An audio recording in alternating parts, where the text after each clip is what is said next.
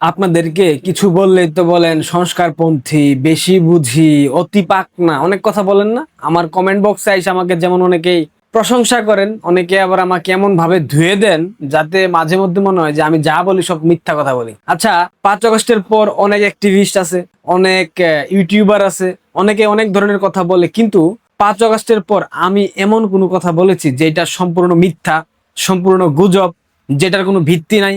দেখাইতে পারবেন কেউ? আমি যখন যেটা বলেছি ভেবে চিন্তে বলেছি। 5 আগস্টের পর থেকে আমি বারবার বলে আসছি, বাংলাদেশ মার্কিন যুক্তরাষ্ট্রের একটা কলোনিতে পরিণত হয়ে গেছে।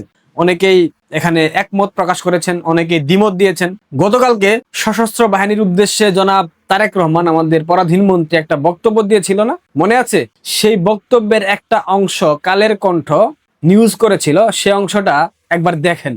বাংলাদেশকে আমরা এমন একটি রাষ্ট্র হিসেবে গড়ে তুলতে চাই যে দেশ কারো আধিপত্য মেনে নেবে না, যে বাংলাদেশ বিশ্ব দরবারে মাথা উঁচু করে দাঁড়াবে, আন্তর্জাতিক সম্পর্কের মাত্রা নির্ধারিত হবে পারস্পরিক সম্মান, স্বার্থ এবং সমতার ভিত্তিতে। গতকাল রাতের সংবাদ, অর্থাৎ তারেক রহমানের এই যে স্টেটমেন্ট, এটা কিন্তু স্পষ্ট বলে দিয়েছে বাংলাদেশ কোনো দেশের কাছে নতজানু হবে না, বাংলাদেশের পররাষ্ট্রনীতি নতজানু পররাষ্ট্রনীতি হবে না, বাংলাদেশ কারো কাছে দাসত্ব করবে না, বাংলাদেশের সাথে প্রত্যেকটা দেশের পারস্পরিক সম্পর্ক হবে সমতার ভিত্তিতে, ন্যায্যতার ভিত্তিতে, এবং সেই সম্পর্কের স্বার্থ সম্মান অক্ষুণ্ণ থাকবে। ঠিক এর কয়েক ঘন্টা পর সেই কালের কণ্ঠ আরেকটা সংবাদ প্রকাশ করেছে, এইটাও আপনাদের দেখা উচিত। ঢাকায় মার্কিন দূতাবাসের নিরাপত্তায় পুলিশের আলাদা ইউনিট গঠনে প্রাথমিক সম্মতি। মানে ঢাকায় মার্কিন যুক্তরাষ্ট্রের যে দূতাবাস আছে সেটাকে নিরাপত্তা দিতে পুলিশের আলাদা একটা ইউনিট বানাতে হবে। বুঝতে পারতেছেন ব্যাপারটা কোথায় গিয়ে ঠেকেছে? মার্কিন যুক্তরাষ্ট্র পৃথিবীর অন্যান্য দেশগুলোর মতো একটা দেশ। মার্কিন দূতাবাসের নিরাপত্তার জন্য যদি পুলিশের আলাদা ইউনিট বানাতে হয়, তাহলে ভারত কি অন্যায় করেছে? তারা তো আমাদের অন্যতম প্রতিবেশী রাষ্ট্র। ভারতের তেল ছাড়া তো তারেক রহমান বাঁচতে পারতেছে না। রাশিয়া কি করেছে? চীন কি অন্যায় করেছে? অন্যান্য যে দেশগুলো আছে, যেসব দেশের দূতাবাস বাংলাদেশে আছে, সেই সব দেশের রাষ্ট্রদূতরা কি তাদের জীবনের মূল্য নাই? তাহলে মার্কিন যুক্তরাষ্ট্রের দূতাবাসের নিরাপত্তার জন্য পুলিশের আলাদা ইউনিট গঠন করতে হবে, এটা কোন ধরনের সিদ্ধান্ত? তারেক রহমান তো গতকালকেই বলেছেন সমতার ভিত্তিতে সম্পর্ক হবে, আত্মসম্মান থাকবে, সেই সম্পর্কে স্বার্থ থাকবে, সেই সম্পর্কে নতজানু কোন বিষয় থাকবে না। এগুলো এখন কোথায় গেল?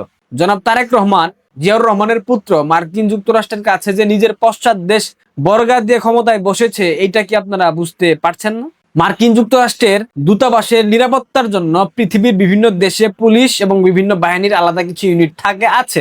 সেসব দেশের নাম শুনলে আপনারা চমকে যাবেন।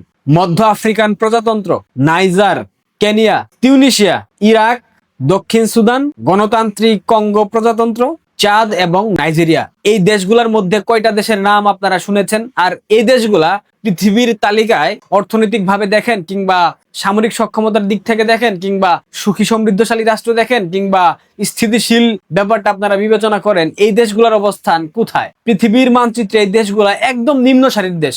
এই সব নিম্ন সারির দেশগুলাতে মার্কিন যে দূতাবাসগুলো আছে, সেই সবের নিরাপত্তার জন্য পুলিশের আলাদা ফোর্স আছে। ঠিক একই কাতারে ফেলে দেওয়া হচ্ছে বাংলাদেশকে, আর এটা করতে দিচ্ছেন আমাদের পরাধীন মন্ত্রী জনাব তারেক রহমান। এরপরও আপনারা কোন ভিত্তিতে বলবেন যে বাংলাদেশ সমতার ভিত্তিতে সম্পর্ক গড়বে? কোন ভিত্তিতে বলবেন বাংলাদেশ সম্পর্ক সৃষ্টির মধ্যে থাকবে শ্রদ্ধাবোধ, সেখানে থাকবে স্বার্থ? কি আছে স্বার্থ? সুদখোর ইউনূস বাংলাদেশকে শুধুমাত্র এককভাবে মার্কিন কলোনি বানিয়ে যায়নি। এখানে সম্মতি দিয়েছিল জামাত, এখানে সম্মতি দিয়েছিল জনাব পরাধীন মন্ত্রী তারেক রহমান। আমার কেন জানি মনে হয় আড়াল থেকে রাষ্ট্র পরিচালনা করছে ইউনূস গং, ডিপ স্টেট, আর ছায়া প্রধানমন্ত্রী হয়ে আছেন তারেক রহমান। আমার মনে হচ্ছে, আমি জানি না এটা সত্য কিনা, তবে একটা জিনিস খেয়াল করেন, সংসদে যে প্রত্যেকটা বিল উত্থাপন করা হচ্ছে, এই বিল উত্থাপন করতেছে তারেক রহমানের পক্ষে সালাউদ্দিন। তারেক রহমান তো প্রধানমন্ত্রী, সে কি কথা বলতে পারে না? সে শুধু টেবিলে থাপড় দিচ্ছে, সে শুধু হাসি দিচ্ছে মুচকি মুচকি, হেডফোন দিয়ে কানের মধ্যে নিয়ে সেটা শুনতেছে। That's it. একজন প্রধানমন্ত্রী, নির্বাচিত প্রধানমন্ত্রী দাবি করে সে কি সংসদে বিল পাস করতে পারে না? তার মানে কি বুঝে নেব সালাউদ্দিন ডাবল এজেন্সির গেম প্লে করতেছে, ডাবল এজেন্টের রুল প্লে করতেছে সালাউদ্দিন। আমাদের প্রতিবেশী বন্ধু রাষ্ট্রের যে গোয়েন্দা সংস্থা, তাদের দালাল অনেকেই বলে, আমি জানি না। এখন তো মনে হচ্ছে সে প্রতিবেশী বন্ধু রাষ্ট্রের দালাল না, সে তো মনে হচ্ছে ডিপ স্টেটের দালাল, সে তো মনে হচ্ছে সিআইএ আইএসআই এর দালাল মনে হচ্ছে। সুতরাং কথা বলা অনেক সহজ, কিন্তু সেটার প্রতিফলন ঘটানো অনেক কঠিন। জনাব তারেক রহমান বাংলাদেশকে যে মার্কিন কলোনি বানিয়ে দিয়ে গেলেন, অদূর ভবিষ্যতে এই কলোনিতে, অর্থাৎ বাংলাদেশ নামক মার্কিন কলোনিতে মার্কিন যুক্তরাষ্ট্রের সেনাবাহিনী এসে আপনাদের উপর নির্যাতন নিপীড়ন করবে, আপনারা অন্যায় করলে সেটা আপনাদের অন্যায়ের বিচার করবে, ইনস্ট্যান্ট বিচার, কোনো আদালতের সম্মুখীন হইতে হবে না। দেখবেন রাস্তাঘাটে চট থাপড় খাবেন আপনারা।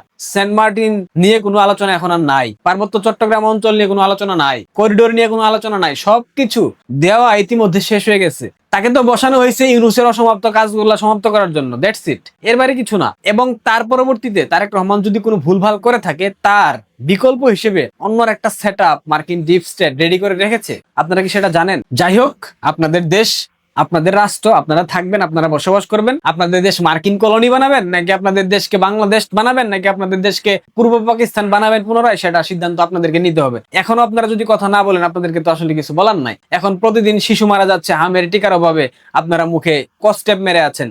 এখন তেলের জন্য পরিবহন ব্যবস্থা বন্ধ হয়ে গেছে, মানুষ যাতায়াত করতে পারেন, আপনারা মুখে কস্টেপ মেরে বসে আছেন। এখন মাজারে একজন পীরকে ডেকে নিয়ে প্রকাশ্য দিবালোকে পিটিয়ে হত্যা করা হয়, আপনারা মুখে কস্টেপ পেঁচিয়ে আছেন। এখন হসপিটালে আইসিইউ সংকট, আপনারা মুখে কস্টেপ পেঁচিয়ে বসে আছেন। শিক্ষা ব্যবস্থা ধ্বংসের দিকে, একটা জোকারকে বানিয়েছে শিক্ষামন্ত্রী এহসানুল হক মিলন, কি যেন একটা নাম। দেখেন শিশু বাচ্চাদেরকে কি ধরনের প্রশ্ন জিজ্ঞেস করতেছে, মানে দেখেন দেখেন আপনারাই দেখেন। বেগম খালেদা জিয়ার নাতনি তারেক রহমানের মেয়ের নাম কি?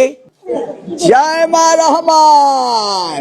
তোমরা রাজনীতি করবা জায়মা রহমানের সাথে, তাই না? তোমরা কার সাথে রাজনীতি করবা? জায়মা রহমানের সাথে, নাকি? বেগম খালেদা জিয়ার নাতনি তারেক রহমানের মেয়ের নাম কি? জাইমা রহমান। এটা কি কোনো প্রশ্ন? এই ছোট ছোট বাচ্চাদেরকে কি এইসব প্রশ্ন করা সাজে? তার মানে পরবর্তীতে জাইমা রহমানের সাথে শিক্ষার্থীরা রাজনীতি করবে, সেটা সে বলে দিয়ে যাচ্ছে। মানে এরকম ক্লাসলেস, এরকম টুকাইদেরকে যদি আপনারা শিক্ষা মন্ত্রণালয়ের দায়িত্ব দেন, তাহলে শিক্ষা মন্ত্রণালয় কোথায় গিয়ে পৌঁছবে এটা আপনারা ভাই সিদ্ধান্ত নেন। আমরা কিছু বলবো না, আমরা বললে তো আমরা খারাপ হয়ে যাই, সংস্কারপন্থী হয়ে যাই, আমরা বাংলাদেশ বিরোধী আচরণ করি। এখন দেখেন, যা ভালো মনে করেন, ভালো থাকেন, সাবস্ক্রাইব করেন, পারলে শেয়ার করে দিন। ধন্যবাদ।